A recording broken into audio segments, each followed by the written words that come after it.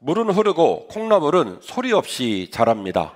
물은 흐르고 콩나물은 소리 없이 자랍니다. 매년 그랬듯이 저는 다음 주 주일날 베트남 사역을 떠나요. 전교생이 60명 정도 되고요. 3월 달에는 마지막 강의를 하고 졸업식을 하고 또 졸업을 하고 나서 일정한 시간 동안 훈련을 받은 목회자들을 목사 안수를 해서 가운을 입히고 그리고 오토바이를 150만 원짜리를 선물해서 그걸 태워서 떠나온 곳으로 보냅니다. 전부 다 중산간지, 베트남이 굉장히 큰 나라입니다. 길게 되어 있고 우리나라보다 5배 정도 큰 나라이고요. 그 다음에 미얀마라든지 이렇게 접경 지역이 많다 보니까 산에 있는 고산족들이 많습니다. 그래서 보통 그런 곳에서 오신 분들이 많기 때문에 오토바이를 선물로 줘서 보냅니다. 참 뜻깊은 일들을 진행하고 있고요. 특별히 올해부터는 그동안 쭉 진행되었던 4년 과정의 교재를 다시 한번 리뉴얼하고 하는 일들을 진행하고 있는데 그 일도 제가 담당을 하고 있어서 저하고 우리 부목사님들이 함께 협업하면서 교재를 계속 지금 리뉴얼을 하고 있는 중입니다. 그래서 베트남 땅의 사역에 우리 교회가 굉장히 중요하게 연관되어 있다라고 하는 자신감을 꼭 가지시기를 바랍니다. 제가 우리 성도들에게 참 감사한 것은 베트남 오토바이를 얘기하면요, 지금도 많은 분들이 오토바이 헌금을 드려주셨어요. 그런데 오토바이는 우리 교회만 하는 건 아니에요. 베트남 이사가 한두 분이 아니잖아요. 우리만 다 베트남 오토바이 할 수는 없잖아요. 그런데도 불구하고 많은 분들이 오토바이 헌금을 해주셨고, 특별히 우리 이정우 원로장로님께서는 작년 1년 동안에 열심히 농사를 지으셔서 깻잎 팔고 고추 팔고 한 돈을 500만 원을 마련해가지고 베트남에 교회를 세워달라고 헌금을 해주셨고, 또 올해도 열심히 농사를 지으셔서 남은 500을 채워서 당신 스스로 1000만 원 채우겠다고 각오를 하고 계신 상황입니다. 올해 우리가 건축 프로젝트를 진행한 바람에 원래 올해 아웃리치를 떠나기로 했는데 제가 내년으로 미뤄놓은 상황인데요. 가장 적절한 위치를 잡고 그곳에 교회를 세우고 마을 전체를 섬기는 일을 우리 교회에서 해보려고 생각 가운데 있습니다. 여러분들이 드려진 베트남 오토바이 헌금은 우리가 할당해야 될 섹터를 하고 난 다음에는 전부 다 홀드를 해놓습니다. 홀드를 해놓고 연중에 또 백업을 할 때 백업을 하고 그 다음에 지금 말씀드린 마지막 우리 교회 사역을 위해서 힘을 비축하고 있는데요. 10원 한 장 엉뚱하게 쓰여지지 않고 온전하게 쓰여질 줄 믿고 제가 그렇게 하겠다고 약속을 드립니다. 여러분이 그렇게 헌신해 주신 것이 너무너무 감사해요. 지난주에는요, 우리 학생부 아이들이 동계 수련회를 갔는데 무려 몇 명이 갔냐면 50명이 넘게 간 겁니다. 50명이 넘게 가서 안 놀라시네요. 성결교단, 장로교단 할 거 없이 지금 교육기관이 55%가 문을 닫았습니다. 아예 없어요. 그런데 우리 교회 학생부가 현재 50명 넘게 수련회를 갔다는 것, 지금도 이 시간에 동시에 예배를 드리고 있는 중인데요. 얼마나 감사한지 모릅니다. 어제는 100명이 넘는 성도들이 와서 청소를 하는데 제가 옥상부터 지하 2층까지 오가면서 성도들 표정을 봤는데요. 얼마나 즐겁게 최선을 다해 청소하는지 몰라요. 그렇게 청소를 하시고 일당을 받아갔나 모르겠지만 저는 일당을 준 적이 없습니다. 원근각지에서 와서 우리 교회 건물 내가 돌보고 1년 동안 우리 성도들을 쓰기 위해서 내가 이 땅에 내 수고와 애씀이 필요합니다라고 고백한 성도들이 100명이 넘는 성도들이 함께 하셔서 제가 그분들의 얼굴을 볼 때마다 목사이지만 참 부끄럽기도 하고 감사하기도 하고 큰 도전을 받은 바가 있습니다. 어제는 윤태양, 김수현 두 내외가 결혼을 했지요. 지난달에는 박주찬, 이민지 두 내외가 결혼을 했습니다.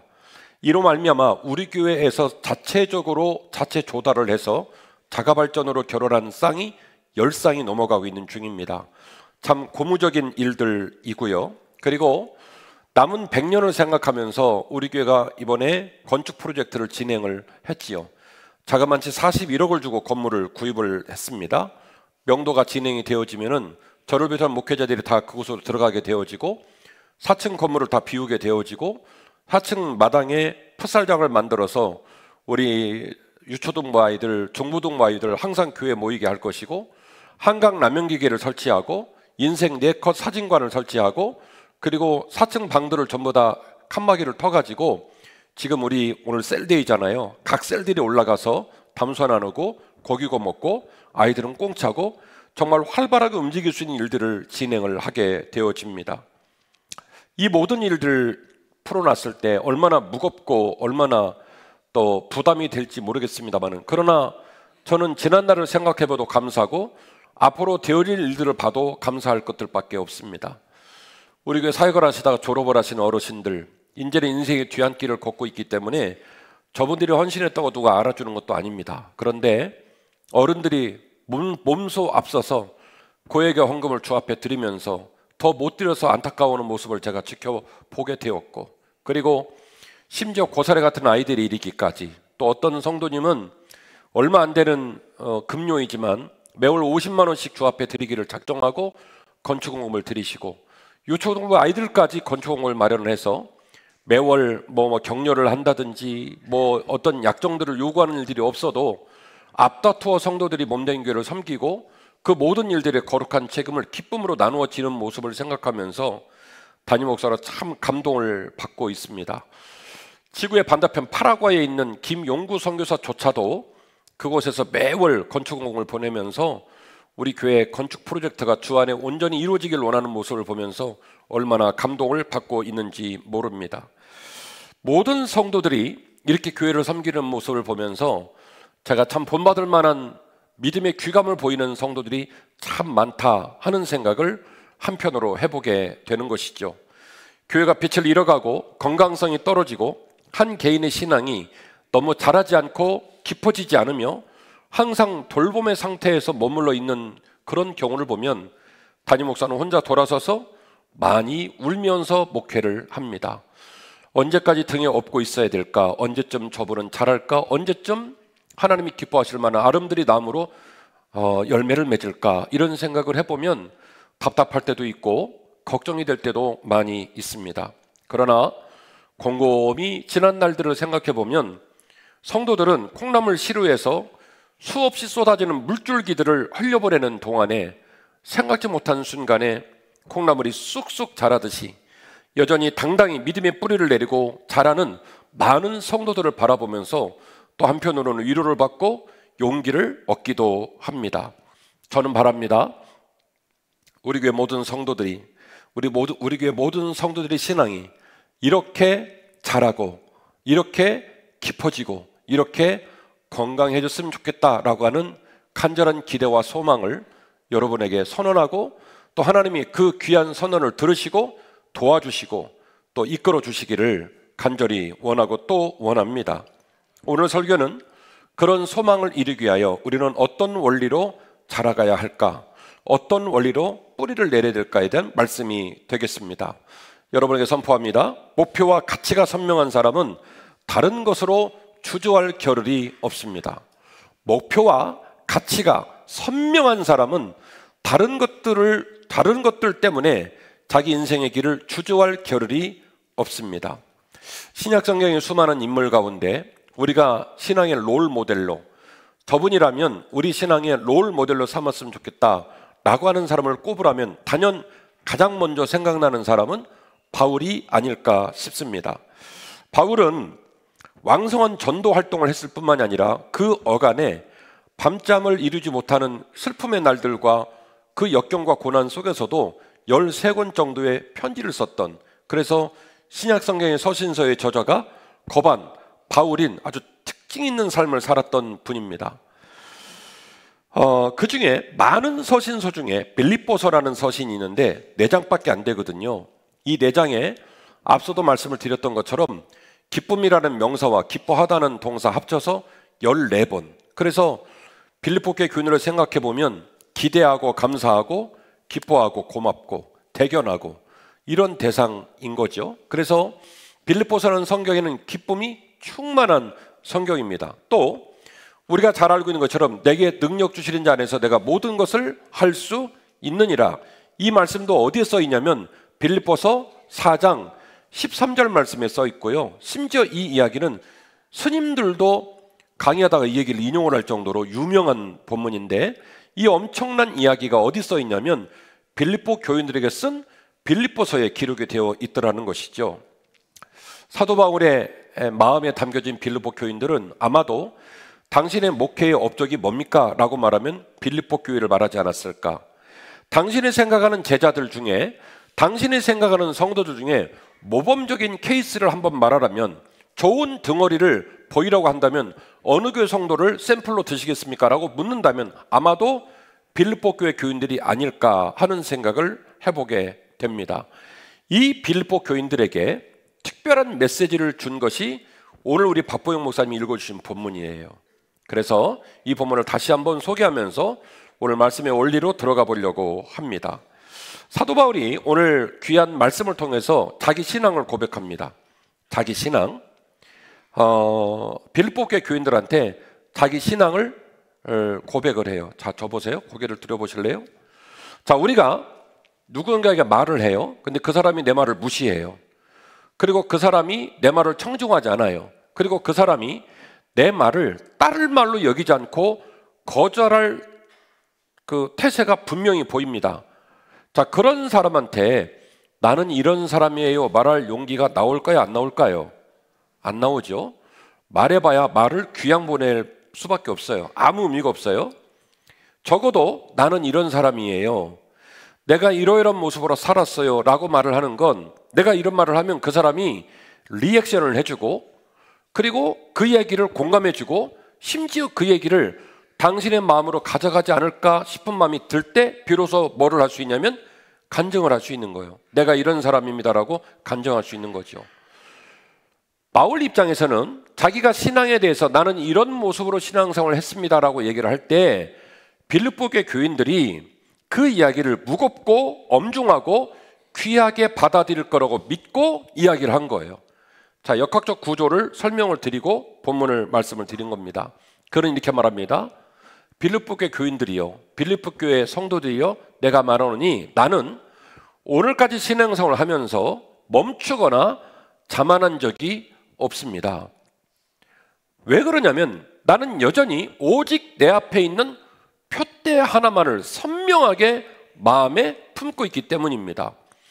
그 표대로 부르심의 상이 내게 있을 줄 믿고 나는 지금도 이루었다 생각하지 않고 다 끝냈다 말하지 아니하고 여전히 내 앞에 있는 표대 하나만을 바라보고 믿음의 길을 향하여 경주하듯이 앞을 향해 달려가고 있습니다 라고 고백을 하는 거예요. 느끼십니까? 이 말은 사도 바울 안에 있는 자신의 신앙 고백이기도 하지만 그 이야기를 듣는 사람이 반응을 해주고 그 이야기를 듣는 사람이 그와 같은 신앙의 태도를 공감해 주기를 원하는 의도가 있으니까 그런 말을 하는 거예요. 무슨 말인지 아시겠죠? 그 얘기를 해놔가지고 그냥 귀양 보낼 거면 이런 엄중한 얘기 말할 필요 없습니다. 다시 말합니다. 성도 여러분, 내 신앙을 당신들에게 고백합니다. 나는 멈춰 서거나 자만한 마음을 가진 적이 없습니다. 이 말을 거꾸로 말하면 당시 사도 바울하는 수많은 사람들은 사도 바울이 충분히 멈춰 서거나 자만해도 된다라고 할 정도로 성공을 했다는 거예요. 바울은 예수님 만나기 전에 가말리아의 문화에서 수학을 마친 사람입니다. 우리나라로 말하면 서울대를 나온 사람이에요. 그리고 유대인 중에 유대인이고 히브리인 중에 히브리인이고요. 그리고 열심히 얼마나 특별했는지 성경은 그의 열심이 특심했다라고 말을 했습니다. 어떤 신념을 정하면 밤잠을 안 자고 일을 하는 사람이 워킹 홀리에 폭 빠져서 하는 사람이 바울이라는 인물이었다는 거죠. 그가 다메섹으로 가는 길을 위해서 예수님을 만나고 그 인생을 뒤집었습니다. 그러니 안 가본 길을 걸어가야 되고 그가 한 번도 생각하지 못했던 인생의 짐을 져야 되니 그 짐이 만만했겠습니까? 그러니까 그의 삶은 중간에 완전히 인생이 뒤집어진 바람에 그동안 만들었던 업적이 무너져버리고 그의 삶이 리세트돼서 제로베이스로 내려가니까 어떻게 보면 이제 후발주자가 되어서 성공하기도 어렵고 빛이 나기도 어렵고 열매가 있기도 어려운 낯설고 힘든 인생을 스스로 결정을 했던 것이죠. 그런데요, 그가 30세 정도의 다메섹 돌산에서 예수님을 만나고 약 60세에서 63세 30년에서 33년 동안 주의 복음을 증거하면서 소아시아 지방과 그리고 동유럽 그리고 로마에 이르기까지 그리고 서바나에 이르기까지, 학자들의 연구에 따르면 서바나에 이르기까지, 놀라지도 않으셔요? 이스라엘에서 로마까지가 직선거리로 2500km, 그리고 로마에서 서바나까지, 지금의 스페인까지가 직선거리로 2,500km, 합치면 10,000km입니다. 10,000km. 아니 5,000km. 5,000km. 지금 서울에서 부산까지가 400km가 안 돼요. 이 5,000km가 넘는 곳을 도보로 걸어서 주의 복음을 증거한 인물이 사도 바울입니다. 그 기간 동안에 직간접적으로 세우신 교회가 허다하고요. 에베소 교회, 골로새 교회, 빌립보 교회, 우리가 말했던 것처럼 고린도 교회, 그리고 또 버가모, 루스드라, 이고니온, 수많은 지역들에 교회들이 세워지고 사역을 했던 참 멋진 전도자였습니다. 자만할 수 있습니다. 멈춰서도 될 것 같습니다. 몇 사람이 해도 안 될 일을 혼자서 다 했으니까요. 그리고 사도 바울은 지금 이제 그 모든 사역을 마감 짓고 있는 옥중에 있는 옥중 서신이 오늘 빌립보서입니다. 옥중에서 쓴 편지예요. 누가 들으면 선생님 이쯤 되면 좀 이제는 앉으셔서 쉬셔도 되지 않을까요? 이쯤 되면 선생님의 위협과 영광을 좀 드러내도 되지 않을까요? 싶은 상황에 놓인 사도 바울이 빌립보 교회 교인들에게 자신의 심리 상태와 자신의 믿음을 고백한 거예요. 나는 여전히 멈출 마음이 없다. 나는 여전히 내 삶 가운데 이룬 것이 있다고 생각한 적이 없다. 오직 내 앞에 있는 표대 하나만을 바라보고 그 표대를 향하여 경주하듯이 달려갈 뿐이다라고 고백하고 있는 것입니다. 그래서 이와 같은 그의 신앙을 고백하고 읽어드릴까요? 형제들아, 나는 아직 내가 잡은 줄로 여기지 아니하고 오직 한 일, 즉 뒤에 있는 것은 잊어버리고 앞에 있는 것을 잡으려고 표대를 향하여 그리스도 예수 안에서 하나님이 위에서 부르신 부름의 상을 위하여 달려가노라. 여러분 느끼십니까? 사도 바울의 마음에는요, 나는 왜 사는가? 무엇을 위해 사는가? 어떻게 살다가 인생을 끝낼 것인가? 라고 하는 질문에 자기 삶의 목표가 분명합니다. 선명합니다. 내가 이 목표를 향하고 이 목표를 이루기 위해 살다가 장렬하게 인생을 끝내겠다라고 하는 다부진 마음이 사도 바울에게 있더라는 것이죠. 그러니까 사도 바울의 마음과 사도 바울의 시선에는 다른 건 안 보이는 거예요. 계절의 변화가 느껴지지 않아요. 많은 사람들이 안달이 후려치기라고 뒤통수를 때리고 태클을 걸어도 그것 때문에 무너질 겨를이 없어요. 온도가 변화되고 배고프고 부여하고 가난하고 어떤 일이 벌어지더라도 그 모든 것들의 신경을 뺏기고 그 모든 것들 때문에 우물쭈물할 겨를이 없더라는 거예요. 왜냐하면 여전히 내 안에는 내 인생의 마지막 목표까지 이루어야 될 주께서 부르신 부르심의 상급 표대가 있기 때문에, 그 선명한 표대를 붙들고 있기 때문에 내가 옥중에 있으나 나는 지금도 두려워하지 않는다. 필사일삼, 내게 능력 주시는 안에서 내가 모든 것을 할 수 있다는 말은 그냥 막 쓰는 말이 아니에요. 그 앞에 무슨 말이 나옵니까? 성도들아, 쉽게 말씀드리면 이 얘기예요. 내가 옥중에 있다는 이유로 자꾸 구제연금을 보내고 격려하는 돈을 보내는데 그거 좀 그만하라는 거예요. 얼마나 멋집니까? 이 세상에 돈 안 좋아하는 사람이 어디 있어요? 아, 여기는 안 좋아해요? 빌립보의 교인들이 옥중에 있는 사도 바울이 염려가 돼가지고 막 그들이 돈을 모으고 편지를 쓰고 그리고 유문방문을 하고 사도 바울을 걱정하는 거예요.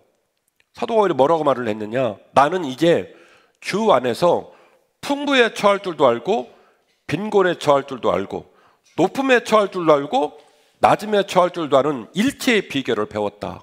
따라서 내가 비록 옥중에 있다 하여 당신은 나를 걱정하나 나는 여전히 행복하고 당당하니 나를 위한 염려를 그만 그치라는 거예요. 그래서 이 선행하는 구절 끝에 무슨 말을 붙였냐면 내게 능력 주시는 안에서 내가 모든 것을 할 수 있다. 이 말은 세상 나가서 수단 방법을 안 가리고 돈 벌어서 캔사라 잘 나가는 사람, 부자, 멋있는 사람, 권력자 되겠다는 말을 할 때 쓰는 문장이 아니라는 거예요. 내 삶이 시련과 곤고 가운데 있다 할지라도 나는 여전히 주 앞에 감사하며 영광 돌리는 삶을 살고 있으니 사랑하는 형제들아, 사랑하는 자매들아, 나 때문에 울지 말고 나를 염려해서 돈 좀 그만 보내라는 거예요. 가난해도 가난한 그것대로 살만하니까 걱정하지 마라, 이 이야기를 말하고 있더라는 것이죠. 사도 바울의 고백이 그래서 귀한 거예요. 나는 잡은 줄로 여기지 아니하고 오직 표대를 향하여 지금도 앞만 보고 달려가고 있다. 감옥에 있다 하여 내가 멈출 줄 아는데 나는 그런 생각을 해본 적이 없다. 이렇게 말을 하는 것이죠. 그리고 그런 자신의 신앙을 고백하면서 그 자신의 신앙을 감정이입해서 누구에게 나눠주냐면 이 이야기를 전해 듣는 빌립보 교인들에게 나눠줍니다. 그는 이렇게 나눠줍니다. 어디까지 이르렀든지 이 원리를 그대로 행하고 그렇게 앞서간 내 모습을 본받으라는 거예요. 고개를 드시옵소서. 여러분, 우리가 부모잖아요. 그러면 자녀한테 아들아, 저도 아들이 저기 앉아 있습니다마는 아들아, 딸아, 너희 아빠를 본받지 않겠냐? 너 엄마를 좀 본받지 않겠냐? 자, 여러분 여쭤봅니다. 정직하게 대답하세요. 이 말하기가 쉬워요? 어려워요? 어려워요? 아유, 오늘 할례 차인데 정직해서 너무 잘하셨어요. 오래 살지 말고 100살까지만 사세요. 고마워요. 정직하게 고백해줘서. 이쪽 보고 얘기할게요. 딸아, 아들아, 너는 엄마를, 아빠를 본받는 사람이 되라. 이 말 쉬워요? 어려워요? 어렵죠. 어렵죠. 성경 어디에도 당신들은 나를 본받는 자가 되십시오. 이 말이 잘 안 나옵니다. 근데 이 말을 누가 했냐면 사도 바울이 한 거예요. 같이 보실까요? 16절인데요. 오직 우리가 어디까지 이르렀든지 그대로 행할 것이라. 형제들아, 너희는 함께 뭐라고 써놨습니까? 나를 본받으라. 그리고 너희가 우리를 본받는 것처럼 그와 같이 행하는 자들을 눈여겨봐라. 이 본문 잠깐 좀 띄워주세요. 너희 나를 본받는 자가 되라. 얼마나 잘났길래, 얼마나 성공을 했길래, 얼마나 권위자이고 얼마나 부유하기에 너희들은 나를 본받는 자가 되라고 사도 바울은 말했을까? 너무나 많은 목사님들이 이 본문을 가지고 설교하다 보니까 너희를 나를 본받으라 이 말이 의미하는 바가 좀 희석되는 모습이 있는 것 같아서 저는 안타까워요. 자, 이 본문을 띄워놨으니까 이 본문을 보시면서 선행구절과 연결을 시켜보겠습니다. 선행구절을 잘 보고 이 본문을 읽어보면요, 이 말의 의미를 알 수 있어요. 사도 바울이 너희는 나를 본받는 자가 되라는 말은 이겁니다. 내 인생의 규모, 높음, 물질, 잘생김, 학벌, 자녀들의 자녀들의 성공, 경제적 위용 이런 걸 본받으라는 말이 아니에요. 여기서 말하는 본받으라는 말은 뭐냐면 앞에 선행하고 있는 신앙 고백을 말하는 거예요. 내가 내 삶이 당신들처럼 시련과 질고와 아픔이 많은 중에서도 오직 표대 하나만을 바라보고 사느라 어떤 태클과 주변의 환경의 난맥상과 어려움이 와도 그거 신경 쓸 겨를이 없고 오직 앞만 바라보고 그 모든 고난을 관통하고 뚫고 나가며 믿음의 길을 살아간다고 고백했던 그것. 나는 이렇다고 생각하지 않고 멈출 마음도 없고 그리고 표대만을 향하여 몸부림치고 있느라고 고백한 그거를 본받으라는 거예요. 너희는 나를 본받으라는 말의 의미가 그거란 말이에요. 세속적인 높음과 세속적인 권세의 위용을 말하는 게 아니란 말이에요. 너희는 나를 본받아라. 이 말 쉽다고요? 어렵다고요? 어려워요. 죄인인 인간이 얼마나 잘났길래 다른 사람한테 나를 본받아라는 말을 합니까? 여기서 말하는 본받아라는 말은 내 인생 모두가 100% 완벽하니까 내 거를 흉내내라 이 말이 아니에요. 나도 부족하고 너희들도 부족한데 굳이 내가 나를 본받으라고 말한다면 다른 걸 다 본받으라는 말이 아니라 하나를 본받으라는 거, 하나. 그 하나가 뭐냐면 신앙의 태도를 말하는 거예요. 신앙의 태도. 표대를 향하여, 부르심의 상급을 향하여 오직 그 소망만 바라보고 멈춰서지 않고 돌아보지 않고 이루었다고 자만하지 않고 오직 그 소망을 향해 나아가는 내 신앙생활의 태도를 당신들이 나누어 가졌으면 좋겠다. 그래서 나를 본받는 자가 되라고 이야기를 했고요. 더 나아가 너희가 우리를 본받는 일을 받고 본받는 일이 시작이 되죠. 단체로 시작됩니까? 개별적으로 시작됩니까? 개별적으로 시작이 되겠죠. 빨리 반응을 하는 사람, 빨리 성숙해지는 사람, 빨리 깊어지는 사람이 따로 있겠죠. 그래서 추가적으로 뭐라고 조언을 하냐면 너희 중에 우리를 본받는 일을 빨리 하고 있는 사람이 생긴다면 그 사람들의 옆모습과 그 사람들의 덩어리를 눈여겨봐달라는 거예요. 참 재밌는 표현이죠. 당신들에게 권면합니다. 나를 본받으십시오. 내 외모, 내 학벌, 내 자녀, 내 경제적 규모, 내 세상적 영향력, 이거 말한 거 아니라고요. 내가 100점짜리니까 내 인생이 신앙생활, 인생의 롤 모델입니다, 이거 말한 거 아니라고요. 뭘 본받으라고 했냐면 내 신앙의 태도, 내가 어떤 태도로 살았을 때 이렇게 살았는지를 여러분에게 간증하니까 여러분들도 그 태도를 본받아 주시지 않겠습니까? 라고 제안을 했고, 더군다나 그 이야기를 듣고 먼저 반응을 해서 그 신앙을 가져가는 믿음의 동역자들의 옆모습과 뒷모습을 유념해서 눈여겨봐달라는 거예요. 그 말은 무슨 얘기입니까? 격려해주고 인정해주고 그 사람의 모습을 본받으라는 거예요. 사람은, 제가 이전에 설교도 말씀을 드렸지만은 태생상 첫 번째는 죄인이고요. 가만두면 계속 어디에 머물러요? 죄 중에 머물고요. 두 번째, 사람은 학습하는 존재입니다. 어떤 걸 보느냐, 어떤 걸 듣느냐, 어떤 걸 생각하느냐에 따라서 삶의 방향이 바뀌어요. 그래서 본받는 건요, 함부로 막 본받으면 안 돼요. 잘 본받아야 돼요. 잘 본받는 모범이 있어야 나도 살고 교회도 살고 교회가 세상을 밝힐 수가 있는 겁니다. 우리 교회가 관록을 자랑하는 교회가 되지 않기를 원합니다. 우리 교회가 특정 집단이 그룹을 만들고 그 그룹이 힘을 발휘해서 세속적인 원리처럼 규모의 경제, 규모의 힘의 논리를 가지고 교회를 쥐락펴락하고 다른 사람을 밀어붙이는 그런 교회 되지 않기를 원합니다.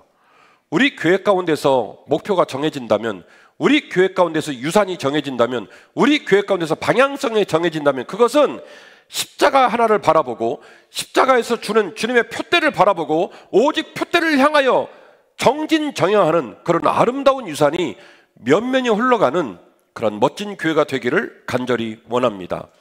바울은 이 일을 위하여 그런 모습으로 정진정향하는 자신의 신앙을 본받으라고 말했고, 이 이야기에 반응을 보이는 믿음의 동역자들이 생긴다면 다른 사람 본받지 말고, 다른 사람의 영향받지 말고, 다른 사람 보면서 즐거워하지 말고 그런 모습으로 주님 바라보려는 사람들을 유념하여 지켜봐 달라고 제안을 한 것이죠.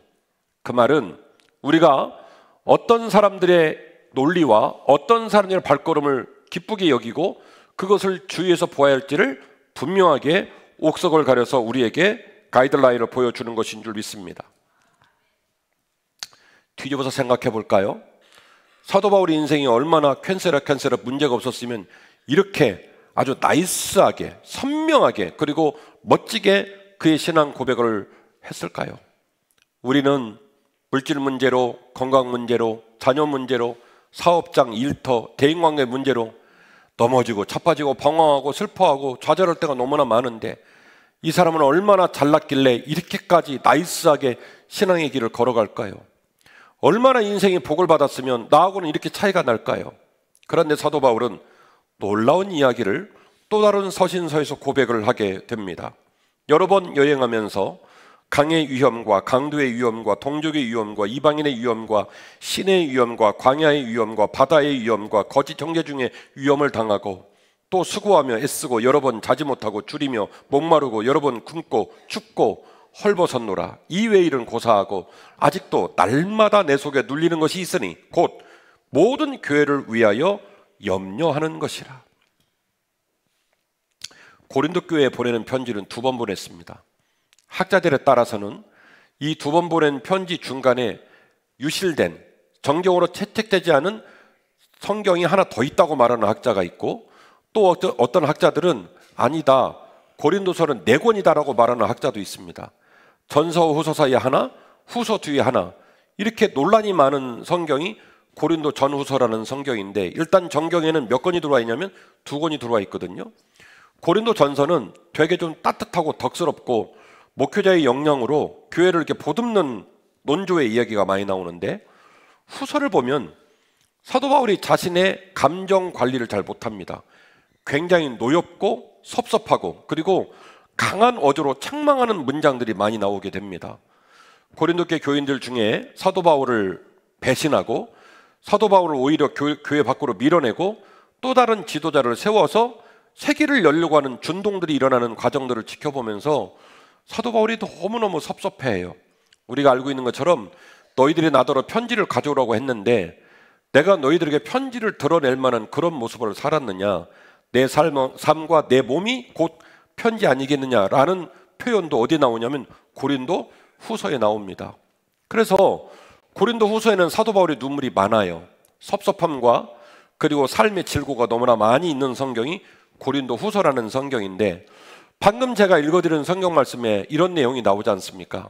내가 그동안 32년 동안 복음을 증거하면서 배고파서 굶어 죽을 뻔했고 추워서 얼어 죽을 뻔했고 동족에 배신당해가지고 섭섭해서 동족한테 배신당해 죽을 뻔했고 이방 민족에게 죽을 뻔했고 맹수에게 죽을 뻔했고 강을 건너며 죽을 뻔했고 수많은 일로 내 삶이 고단하고 어려웠다고 그냥 있는 그대로 살아온 나를 고백한 거예요. 그런데 저녁에 잘라고 누우면 이분이 전도를 너무나 많이 했잖아요. 많은 교회들 가운데 있는 분쟁과 어려운 얘기를 전해 듣고 그것 때문에 또 잠을 못 잔 거예요. 이외의 일은 고사하고, 여기서 말하는 이외의 일은 앞에 말했던 많은 위험의 명단들이죠. 그 모든 걸 고사하고 아직도 날마다 저녁에 누울 때마다 내 속에 눌리는 일이 있으니 곧 모든 교회를 위하여 소아시아에 유럽에 세운 그 교회들이 환난과 역경과 고난에 놓여있다는 얘기를 듣고 그 교회가 평안해지고 그 교회가 부흥하기를 원하는 염려하는 마음 때문에 밤잠을 이루지 못하고 염려하는 일이 너무나 많았다라고 얘기를 했다는 것이죠. 바울의 삶은 저와 여러분의 삶 이상으로 무거웠어요. 염려도 많았고 고난도 많았고 슬픔도 참 많았습니다. 제가 이 말씀을 드리는 이유는 사도 바울이 특별한 인간이기 때문에 너희는 나를 본받은 자라 이 말을 한 것이 아니라는 겁니다. 우리와 똑같이 약하고 우리와 똑같이 고난을 당했으며 우리와 똑같이 삶을 이끌어가는 부분이 쉽지 않았다는 겁니다. 그런데도 불구하고 사도 바울은 말합니다. 나는 당신도 힘들고 나도 힘들고 우리 모두가 다 고단한 삶을 살지만 나는 그래도 한 번도 포기라는 걸 해본 적이 없다. 하나님이 나를 부르신 부름을 생각하고 표대만을 향하여 그 표대를 이루기 위하여 달려가다 보니 그 모든 난관과 역경들이 뚫고 나가지더라.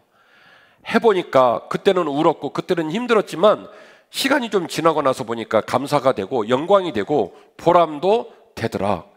그러니 형제들아, 내가 당신들에게 권하노니 그렇게 살았던 나의 신앙의 태도를 당신들도 본받는 사람이 되라고 권면을 하고 있는 것이죠.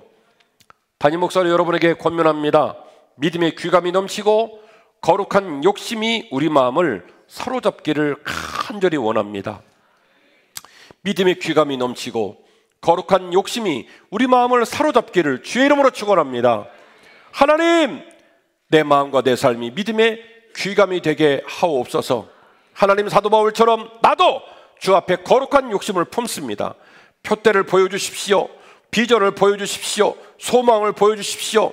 그 어떤 인생의 질고가 태클을 걸고 나를 힘들게 하도 오직 목표만 바라보며 그 목표를 향해 거침없이 나아감으로 그 모든 것들에 넘어지거나 흔들리지 않고 오직 믿음의 길을 완주할 수 있도록 내게도 거룩한 욕심을 허락하여 주옵소서. 우리의 기도 제목이 되시기를 주의 이름으로 축원합니다.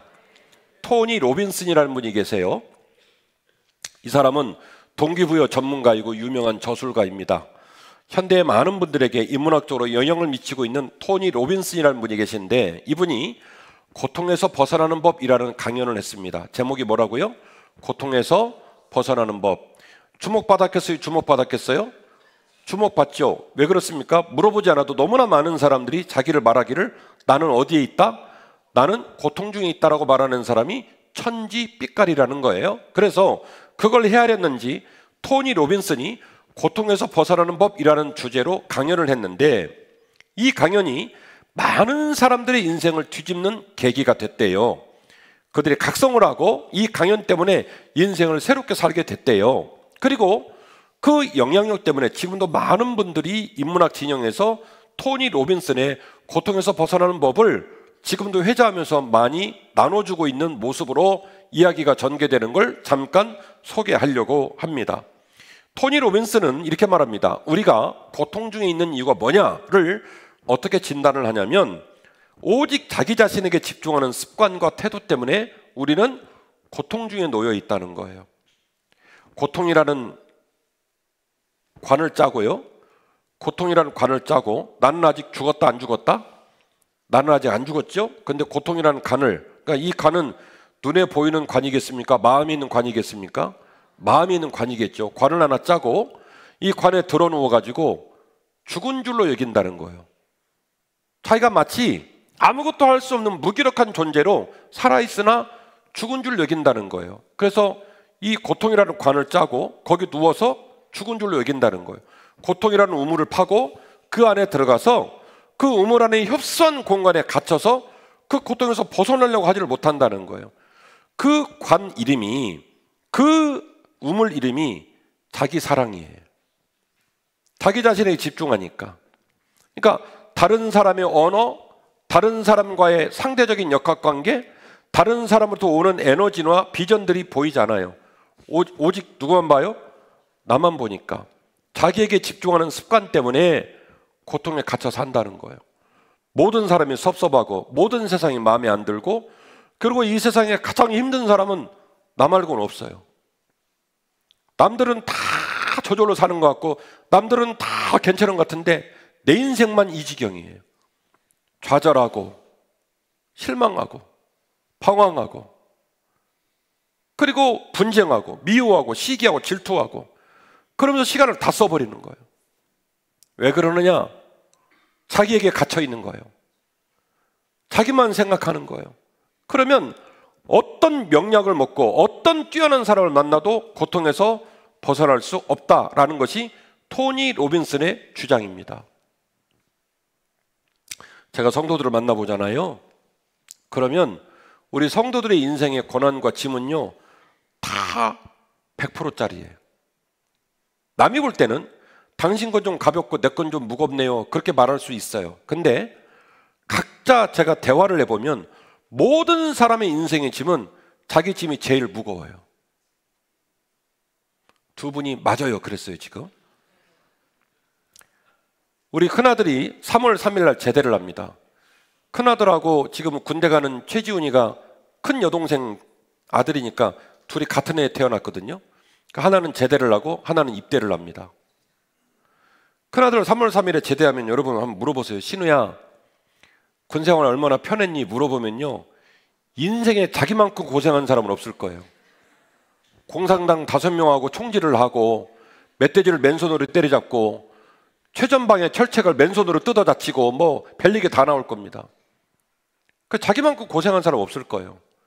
최지훈이가 이제 군대를 가서 훈련을 받고 이제 군복 입고 오겠죠? 소위 이거 하나 달고 오겠죠? 그 지훈이한테, 지훈아, 너는 장교니까 얼마나 군생활이 편하니? 그러면 저놈은 또 뭐라고 하냐면, 외삼촌 몰라서 그렇지 얼마나 힘든지 모른다고 또 그렇게 얘기할 거예요. 제가 성도를 만나보면요, 모든 성도들의 인생의 짐은요 다 가장 무거워요. 남이 볼 때 그 무거움이 달라 보이는 거지, 우리 자신이 느끼는 우리 무게는 다른 어떤 사람의 무게하고 비교할 수가 없습니다. 이 얘기를 거꾸로 말씀드려 볼까요? 내가 내 안에서 이 문제를 풀지 않으면 나는 고통에서 벗어날 길이 없습니다. 희망을 논할 수 없고 기대를 가질 수도 없고 감사할 길도 없고 행복할 수도 없습니다. 왜요? 내 인생은 항상 슬프고 무겁고 괴로울 뿐이니까요. 토니 로빈슨은 이 고통을 벗어날 수 있는 비결을 다음과 같이 말합니다. 컨트리뷰션, 기여하다, 기부하다는 뜻인데요. 컨트리뷰션, 기여하다, 기부하다, 이 단어 하나로 딱 설명을 합니다. 오늘까지는 당신을 위해 살고 당신만 바라보고 당신 생각에 함몰되어 살았다면 오늘 이후로는 남을 위하여 살아보라는 거예요. 남에게 시간을 나눠주고 남에게 물질을 나눠주고 남에게 당신의 마음을 나눠주는 훈련을 하며 살라는 거예요. 남에게 관심을 갖고 남과 관계를 맺고 남의 이야기를 경청하고 그 남에게 내 열정을 나눠주기 시작하면 나도 모르게 나만 바라보고 내 생각에 갇혀 살면서 너무너무 우울하고 너무너무 절망하고 너무너무 슬펐던 자신의 고통 레벨치가 자기도 모르게 안개가 사라지듯이 사라지고 드디어 깜짝 놀랄만한 사실은 고통에서 벗어나게 된다는 겁니다. 남과 소통하고 남의 이야기를 들으면서 생각지 못한 감사를 깨닫게 되고요. 남과 소통하고 남을 섬기면서 내가 남을 섬길 수 있는 능력과 물질과 힘이 있다는 사실을 놀랍게 깨닫게 되고요. 아무것도 못할 줄 알았는데 해보니까 되더라는 간증이 생기면서 용기도 생기고요. 그러면서 오직 고통 하고 있던 사람이 그 고통을 벗어나기 시작한다는 거예요. 다른 걸 생각할 수 있는 용기가 생기고 여지가 생기기 시작한다는 겁니다. 그래서 고통에서 벗어날 수 있는 비결을 컨트리뷰션, 남을 위해 기여하고 남을 위해 기부하고 남을 섬기는 모습으로 살아가십시오. 그것이 당신이 고통에서 벗어날 수 있는 가장 효과적인 비결입니다라고 말을 하고 있더라는 것이죠. 다시 말씀드리면 우리의 에너지가 어디에 집중하느냐에 따라서 우리의 삶이 달라진다고 말하고 있더라는 것입니다. 여러분 잘 아시는 알버트 아인슈타인, 뭐 석각 중에 석각이죠. 알버트 아인슈타인이 이런 명언을 남겼답니다. 남을 위해 산 인생만이 비로소 가치 있는 인생이다. 얼마나 멋진 얘기입니까? 남을 위해 산 인생만이 비로소 가치 있는 인생이에요. 여러분 여쭤볼게요. 백제 고분에 비둘기가 많거든요. 할렐루야 찬양대 비둘기하고 비슷합니까? 비둘기보다 귀합니까? 고분에 있는 비둘기보다 비둘기하고 비슷해요? 비둘기하고 귀해요? 아, 귀해요? 왜 그런지 물어보고 싶은데? 챔버, 그 비둘기만 있는 게 아니라 고양이도 돌아다니거든요. 고양이하고 비슷합니까? 고양이보다 귀합니까? 귀해요? 네, 공감해요. 제가 여러분은 그냥 어거지로 계속 질문을 했는데 제가 질문하는 의도는 뭐냐면 우리 모든 사람은요, 사람 말고 모든 세상에 있는 생명체를 깔봐요. 나보다는 아래에 있다고 생각해요. 우리나라 사람들은 얼마나 대단하냐면 우리나라보다 4배나 땅덩어리가 큰 일본 무시하고요. 우리나라보다 20배인가 큰 중국 무시하고요. 자존감이 대단한 나라예요. 우리는 상관없어요. 마이웨이 가는 거거든요. 우리가 생각해요. 쟤들보다 내가 나아 이렇게 생각을 하는데 실은 왜 나을까 생각해 봐야 돼요. 2발로 걸어 다니고 양복해 입고 그리고 뭐 돈가스 먹었다가 한식 먹었다가 그래서 우리가 위대합니까? 아니라는 거예요. 사람이 다른 어떤 생명체보다 고귀한 이유는 우리가 남을 위해 살 수 있다는 것을 생각할 수 있기 때문에 그런 거예요. 나만을 위해 사는 게 아니라 남을 위해 살겠다. 남에게 기회를 주고 남에게 물질을 나눠주고 또 남과 조화에 살아갈 때 죽 써서 남에게 기쁨으로 줄 수 있는 용기가 누구에게 있냐면 사람에게 있는 거예요. 지구를 염려하고 지구가 온난화가 되고 지구가 오염될 것을 염려하는 존재도 누구밖에 없냐면 사람밖에 없습니다. 하나님의 형상대로 만든 사람 안에 비록 죄인이지만 그런 위대한 가능성이 여전히 남아있다는 거예요. 그 고결함과 아름다운 가능성이 우리 마음에 여전히 남아있더라는 거예요. 우리는 밥 3끼 먹고 돈 벌고 죽어라고 물질의 규모를 늘리다가 늙어가지고 더 이상 수명을 연장하지 못하고 그냥 어느 날 가버려가지고 나를 아는 다른 사람들이 가시오 이렇게 말하는 그렇게 살다가 끝나버릴 인생이 아니라는 거예요. 딱 한 번 사는 인생. 가난하게 살아도 밥 3끼, 부자로 살아도 밥 3끼, 도진 개진으로 살아가는 100년이 안 되는 렌탈 인생을 살아가는 우리의 삶. 1등으로 사는 걸 지향하는 게 아니라 어떻게 살았으면 좋을까? 어떤 인간으로 기억에 남았으면 좋을까? 내 인생은 어떤 모습으로 정체성이 정의되면 좋을까를 고민할 수 있는 존재는 사람밖에 없어요. 알버트 아인슈타인은 남을 위해 사는 인생만이 비로소 가치 있는 인생이라는 명언을 남겼습니다. 사랑하는 한빛가족 여러분, 아름다운 덩어리를 가진 선배들이 많은 교회는 깨끗하고 생명력이 있는 믿음의 유산이 흘러내립니다. 유산이라고 하는 건 좋은 유산만 있는 게 아니에요. 오염된 유산도 있고 길을 잃어버린 유산도 있고, 그래서 유산이 굉장히 중요해요. 이왕이면 깨끗한 유산, 아름다운 유산, 모든 사람이 그리울 만한 유산이 되었으면 얼마나 좋겠습니까? 그러기 위해서는 그 유산을 남기는 사람의 덩어리가 아름다워야 돼요. 세상을 닮지 않고 하나님이 기뻐하실 만한 아름다운 덩어리이어야 한단 말입니다. 그래서 바울이 말하기를 당신들은 나를 본받는 사람이 되라고 얘기를 한 것이죠. 아름다운 덩어리를 가진 선배들이 많은 교회는 깨끗하고 생명력이 있는 믿음의 유산이 흘러내립니다. 거룩한 열정으로 정진정향하는 성도들은 세속과 부정적 고통에 맥없이 포로잡히지 않습니다. 목표가 분명한 사람은 열정적이며 어이없는 장애물에 맥없이 넘어지지 않습니다. 목표가 분명한 거룩한 열정은 반드시 중생과 성결과 성화를 향한 위대한 족적을 이 땅에 기필코 남기게 됩니다. 언젠가 아름다운 믿음으로 선배를 뛰어넘겠다는 청출어람의 자세는 교회의 가치를 가장 아름답게 빛나게 할 것입니다. 선생님의 쪽빛보다 더 아름다운 쪽빛, 선생님이 내게 가르쳐준 푸른빛보다 더 깊고 더 찬란한 푸른빛, 청출어람. 주 안에서 세상 사람들은 이른바 짬밥이라고 그러죠. 세월에 누적된 힘을 가지고 짓누르고, 돈으로 짓누르고, 권력으로 짓누르고, 그래서 세상이 너무너무 어둡고 가슴 아프잖아요. 근데 우리가 주 안에서 언젠가 아름다운 믿음으로 내 선배를 뛰어넘겠다는 청출어람의 거룩한 열정과 욕심이 우리 모두에게 있으면 얼마나 좋을까요? 처음 된 자가 나중되고, 나중된 자가 처음 되는 것이 신앙의 원리입니다. 우리 교회 유산은 세상의 유산이 돼서는 안 됩니다. 우리 교회 가치는 세상의 가치가 돼서는 안 됩니다. 오직 하나님 아버지의 마음, 오직 십자가의 표대, 그리고 그 아름다운 표대를 붙들고 청춘어람의 태도로 앞서거니 뒤서거니 믿음의 길을 걷다 보면 우리 교회 진짜 이름처럼 클 한자거든요. 큰 빛이 되지 않을까요?